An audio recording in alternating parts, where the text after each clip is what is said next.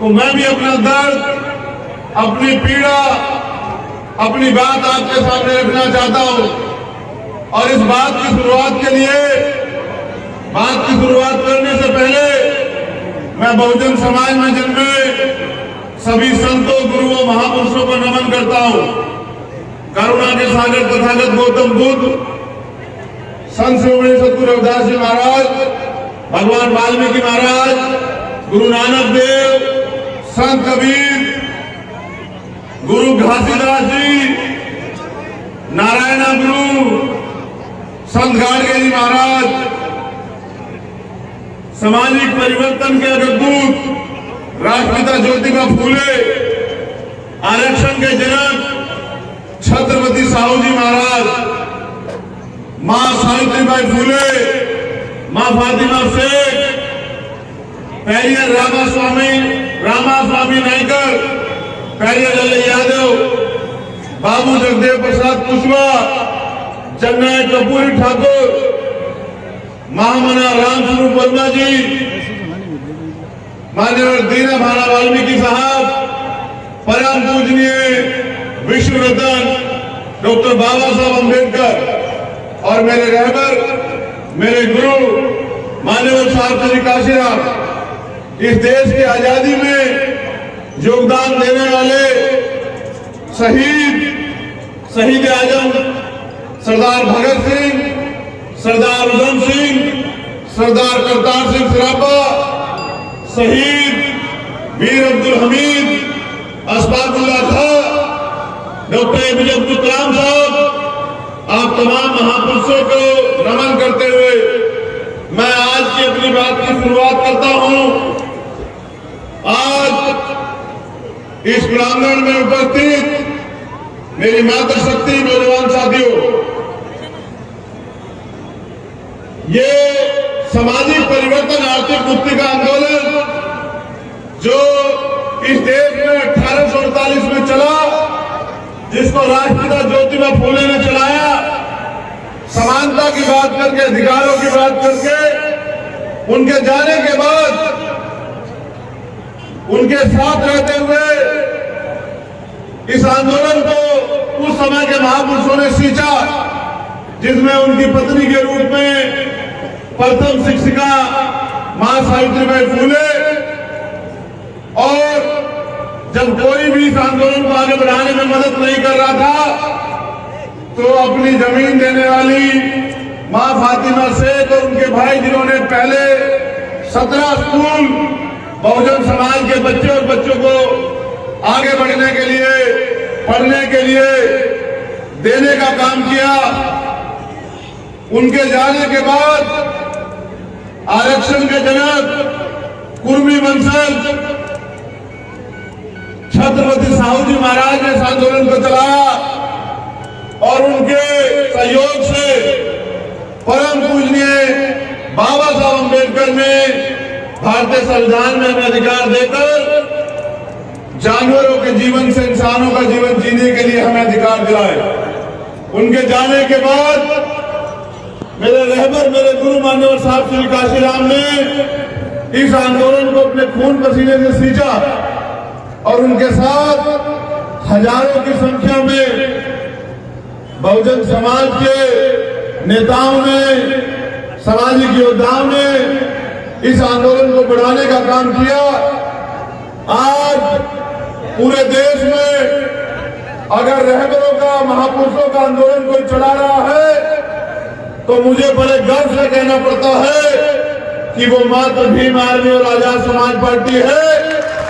उसके अलावा महापुरुषों के जाने के बाद किसी भी शख्स ने, किसी भी पार्टी में महापुरुषों के आंदोलन के प्रति जिम्मेदारी नहीं दिखाई। मैं गौरवान्वित होता हूं कि एक तरफ तमाम तरह के पैसे वाले दल हैं, पावर वाले दल हैं, उनके पास विधायक एमपी भी हैं, और एक तरफ भीम आर्मी आजाद समाज पार्टी के नौजवान लोग, जिम्मेदार लोग, बहुजन मिशनरी, बहुजन सिपाही योद्धा हैं, जो अपने खून पसीने से इस आंदोलन को सींच रहे हैं।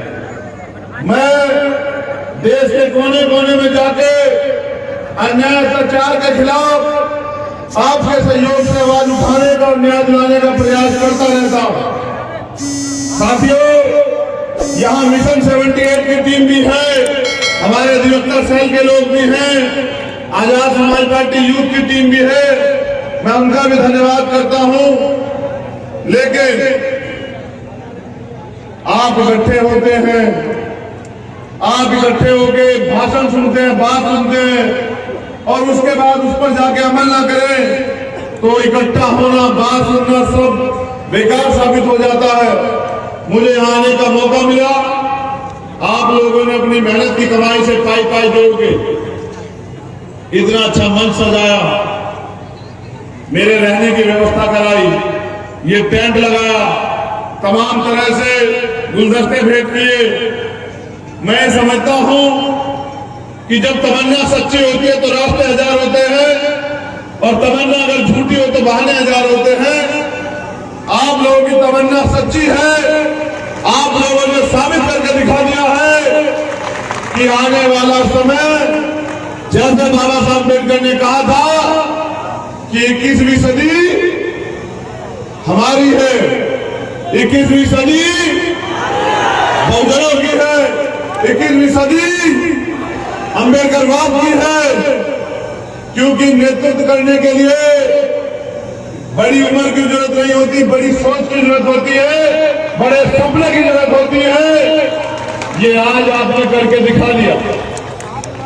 जितने लोग कुर्सियों पर हैं उससे ज्यादा लोग खड़े हैं, उससे ज्यादा लोग पीछे खड़े हैं, उससे ज्यादा लोग दाहिनी तरफ खड़े हैं।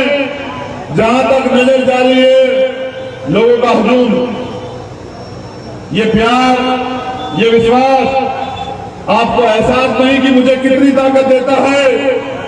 मैं मानता हूं कि उत्तर प्रदेश में नहीं, देश में भी बदलाव आएगा युवा सोच के साथ, और आप चले हम सब युवा जोश के साथ।